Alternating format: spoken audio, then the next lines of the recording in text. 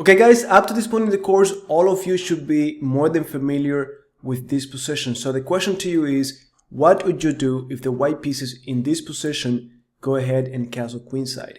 What would you do if they go rook to b1? Now don't forget, this move, the last move that we did here was queen b4, attacking the pawn. So many people might just go with the natural looking move, castle queenside or rook b1. Guys, the reason why I'm asking this is because this lesson is going to be like a follow-up to lesson 73, I believe, where we talked about the Pirc versus the Austrian attack. So back then, I showed you this position, I showed you this little trick that if they fall for it, you could just go ahead and do knight takes e4. Now, this is a very difficult move to see. There's so many pieces defending e4, but still, thanks to this diagonal, the bishop being on that diagonal, we can make it work. Of course, if they take on e4, this is going to be check, followed by check, and then checkmate on b2.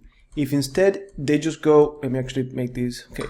So if instead they go bishop takes, then you're going to have bishop takes e3, pawn takes, and then you collect on e4. So I wanted to start with this because I know that a lot of you like this one. You have been sending me games where you get higher rated players with this trick. However, today I want to show you a game played by two super GMs, and of course at this level they do not fall for this. And in the case of Karjakin, he does not even go into this variation. So in this game, this is Karjakin playing with the white pieces. Ding is playing with black. So we're playing e4, d6, d4, knight f6, and we get to the Pirc defense, but the white pieces could do this very aggressive f4 Austrian attack. And then of course we talked about bishop g7. If knight f3, I recommended back in that lesson c5. And guys, we covered, I gave you even the different lines that you have to review, that you have to memorize. So that's back on lesson 73. Now, in this game that I wanted to show you, Karjakin with the white pieces plays bishop d3, and this is one of the main reasons why I wanted to show you this game. We haven't talked about this, and you have had questions about it. Also, there's so much more to talk or to reinforcing this with this game. We're gonna talk about opposite side castling. We're gonna talk about pawn structure, all of those things that we have been learning from the beginning of this course. So let's get to it. I'm going to again start from the very beginning, and after e4, d6, d4, knight f6, attacking the pawn, knight c3. I'm not going to go over any of these basics because up to this point in the course, you should know all of it. If you don't, you gotta go back to the playlist that we have in the Pirc with all of the different variations they could play. So after g6, f4 Austrian attack, and now after bishop d3, then we have a different approach. Now, guys, here there are a few ways that you could continue. The one that you're going to see used in this game is very interesting because you get ideas from other variations of the Pirc, such as the classical setup. Personally, I like here sometimes to do e5, because if you think about it, look at the difference between bishop d3 and knight f3. Knight f3 is adding more pressure onto e5. Bishop d3 is giving up on that. So to me, e5 makes sense. So you go e5. If they take with the f-pawn, you take back. If they take again, of course, you could just go knight to g4, and then you're going to be putting pressure on e5. You're going to get that back. Your opponent is left with an isolated pawn. We have talked about isolated pawns. Of course, they could do something like bishop b5, and then sort of force you to stay in the center, but it doesn't really matter, guys, because after we take, this is looking more, without the queens on the board, this is looking more like an endgame. So I could easily just get the king out of this file. I'm going to be just fine. And the closer we get to the endgame, the more we trade pieces, this is going to be a huge liability for the white pieces. And look, just to show you, if I actually activate the engine here, the engine is giving it 0.36, 0.27, so this is a very equal position, even though my king is in the center. With that in mind, let me actually go back here, and this is something that you could consider, e5. Now, in this game instead, the black pieces decided to go knight to c6. Again, what changed? Well, the knight is not on f3 defending the pawn. Well, allow me to develop by hitting that pawn. Now, in the game, of course, the white pieces go knight f3 to defend the pawn, but now, bishop g4. Guys, we talked about this on our very first lesson on this regular Pirc. In the classical variation, we talked about doing the c6 plan. We also talked about bishop g4 followed by knight c6. And this is one of the reasons why I like the Pirc. Don't forget that when you play e4 openings tend to be pretty open, pretty tactical, and the Pirc could offer that dynamic. So in this case, you cannot deny that the black pieces are the one putting pressure, having the initiative. Like right now, I'm pinning that knight, and the pawn on d4 still needs defense. So the white pieces need to react to my threats. Also, notice how all of my pieces are already developed. The only thing I have left to do is castle, and I'm already done with 3 principles of the opening. So in this game, bishop g4 happened. We got e5. This is the move that a lot of people are concerned with when they play against the Austrian, because it seems very powerful. It seems like our knight doesn't have where to go. Well, in this case, the black pieces after e5, they simply went ahead, bishop takes f3, hitting that queen. And then at this point, the white pieces need to make a decision. Do they want to take with the pawn and destroy the pawn structure? Or do they want to take with the queen and allow me to take on d4? Well, in this case, the white pieces just took g takes f3, isolated pawn, doubled pawns. We know that the closer we get to the endgame, the more of a problem that's going to be for the white pieces. So let me show you quickly, if you guys thought of taking with the queen, if knight takes d4, queen b7 could be played. And let me actually make sure that I'm on the right track with the engine here. But look, if I put this back, you're going to see this is 1.37, 1.30, negative. So this is better for the black pieces, unless queen b7 is not the best continuation. Yeah. So queen h3 or queen b7, there you go. So queen b7 seems to be better, but still is losing. So taking with the queen automatically puts the black pieces in the lead by 1 point something. So it's a better choice to do g takes f3. And if I go back here, you're going to see that now, of course, we cannot take on d4. Instead, the black pieces went knight to h5. And this is very interesting. We have talked about this so many times. We know that knights are not supposed to be on the edge, but in this position, it is justified. You're going to see how this is momentary, and we're putting pressure on that f4. And I wanted to take this moment to mention something that I've said it so many times, but it doesn't hurt to say it again. Whatever opening that you are learning, that you like to play, the best thing you could do to learn more about it is to review games played by masters. So if I play the Pirc Defense and I review these games, of course you're going to see what they do, what is the move that you see masters repeating in this position over and over and over. Like in this position, there's another game where I think Nepo is the one playing as the black pieces. He sort of gets into the same thing. Knight h5 is thematic here. So you're going to learn the typical moves, and of course you can understand the why. So right off the bat, this knight, instead of going to d7 where you see it typically, is going to h5 to put pressure on it. Now, another thing that you need to keep in mind is that with the f-pawn pushed, queen h4 could be really, really annoying. So this knight could even help if we manage to get the queen to h4. So after bishop e3, defending the pawn, don't forget, they decided to not take care of the pawn because they attacked us. Well, now after I move the knight, I'm putting pressure on d4. So bishop e3, developing and defending the pawn. And now the black pieces simply went ahead and castled. That's it. And this is something else that I wanted to take a moment to highlight. Notice how even though there's a file on the g file semi-open for the white pieces, they have pawns really close. From this moment to checkmating my king, they have to do so much. And it's not going to be easy if I create something. If I attack the king in the center, or if they castle to the queen side, if I attack on the queen side, it's not like they're going to be with all of the moves in the world to attack my king. Also, don't forget, this pawn formation is really strong with the fianchettoed bishop, with the pawns, with the knight, with the rook, so no need to be concerned. So instead, we get the king out of the center, and the white pieces go queen d2, getting ready to do the same thing. So at this point, very good opportunity to take on d4, because now we got the queen and the knight hitting that pawn. So that means they cannot fix their pawn structure. Very important. Notice how we are still in the middle game, but we're thinking of the end game. What could we do in the end game?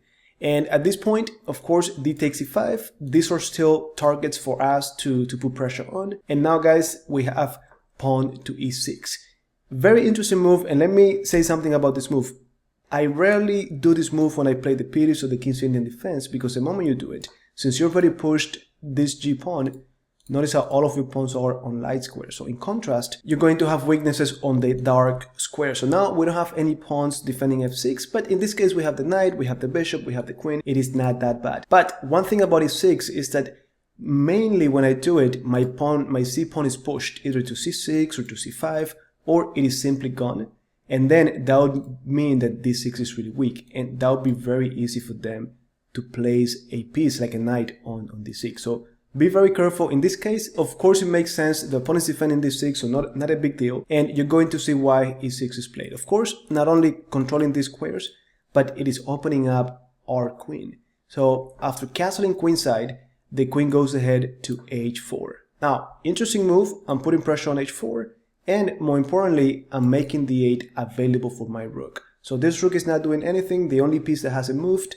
So let me bring it over to d8. Now, again, in this position, I would have easily just gone queen e7, putting the queen here, no need to go to h4, bring the rook over. But after reviewing multiple games where I see the black pieces put the queen on h4, I have to, there's a reason for it. So now I know that queen h4 is just thematic, it goes with the position, so why not? Now, after queen h4, we have rook d to g1, and this is, we know the idea. Those of you who already went over lesson 58, 59, 60, 61, you know all of these ideas of opposite side castling attack. So if you don't, go back to those lessons, because there we learn how to attack when the pawn structure is like this, when they have the pawn on h6, when they have the pawns perfectly like this in front of each other.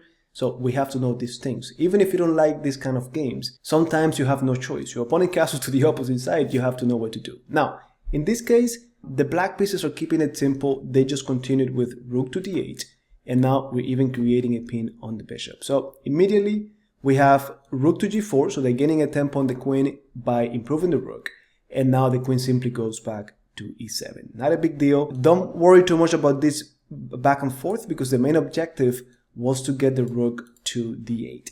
So now we have queen f2, getting away from the pin, getting ready to transfer over to the king side. But more importantly, this comes with a very powerful threat. They're trying to get bishop to c5, and that's going to be a very, very annoying skewer. Also, they're putting pressure on a7. So what's the easiest way to solve this problem? Well, we got b6 controlling c5, obstructing that diagonal a little bit for the bishop, and then after b6 we have pawn to a3. They don't want our knight to go to b4, so it does make sense. Now at this position, this is a good opportunity for you guys to pause the video and think of what you do next. Look, this is the middle game. Try to evaluate the position, try to look at candidate moves, and ultimately try to come up with a move that you do if this were your game. Alright guys, so if you thought in this position of the move pawn to f5, then congrats. This is a very, very strong move. Not many people are going to think of it. It might seem a little bit counterintuitive, but if you really think about it, you're going to see how everything is now blocked and not going to be able to do much on our king side. This knight, don't worry about it. It could always reroute to g7.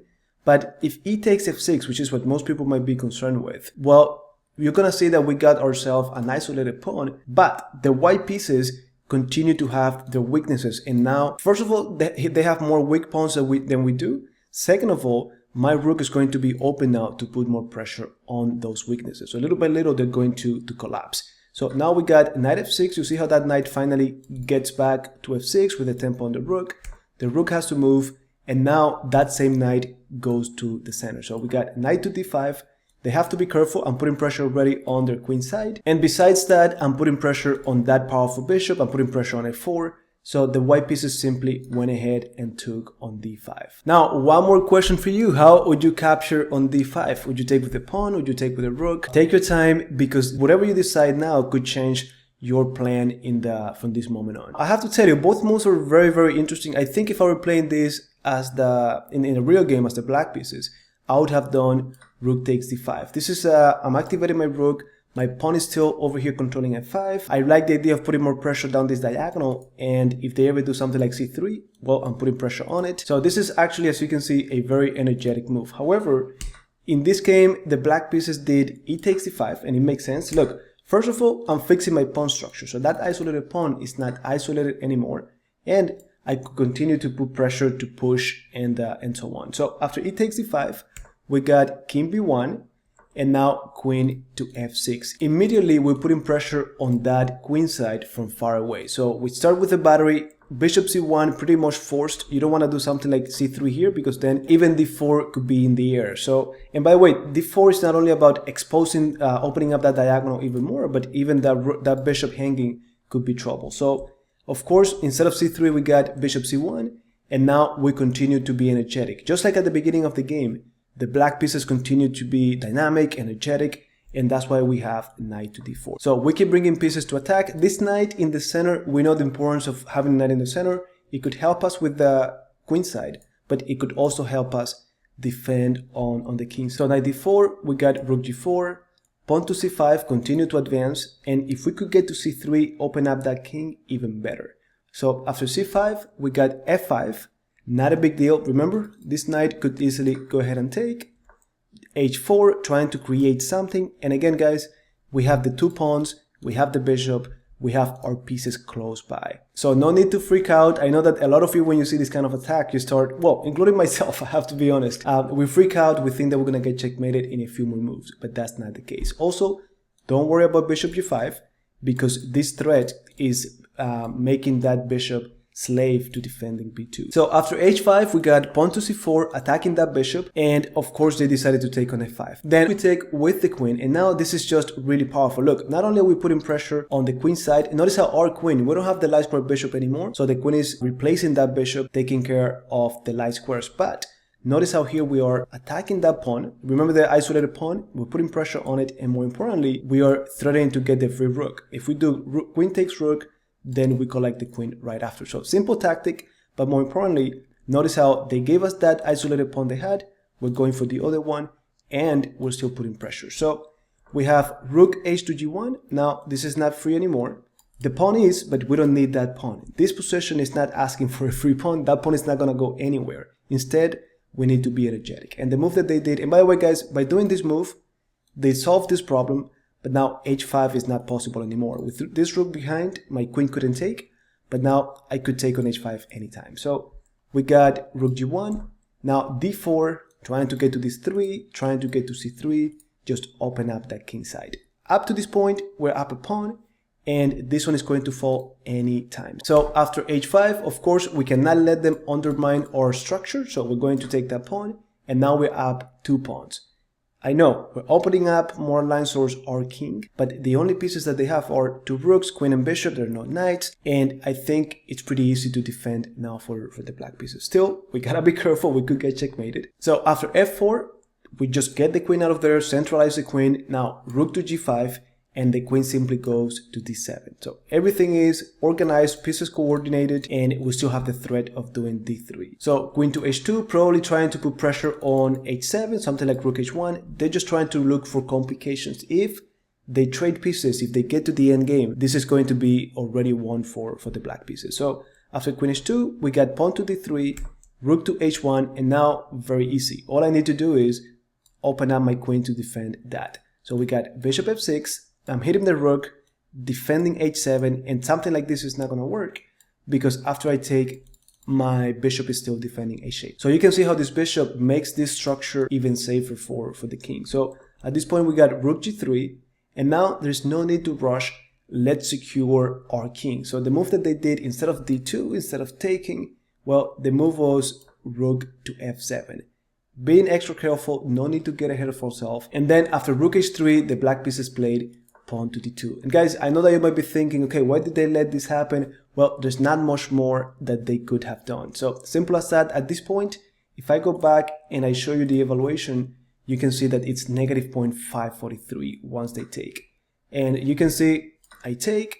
I don't think that they want to take, but even if they go something like rook h7, you have queen takes h2, rook has to take back, and you get to this position where it's same amount of pawns, 2 rooks for each side, but the black pieces have an extra bishop. Now guys, like I always tell you, feel free to continue this game against the engine. Just set it up, play against the engine, and see if you can defeat the engine from this position. So with that said guys, don't forget, continue to learn more about the beauties. We have an entire playlist on all of the different variations, so give it a try. Don't forget to like and subscribe if you found some value in this video, and I'll talk to you in the comments.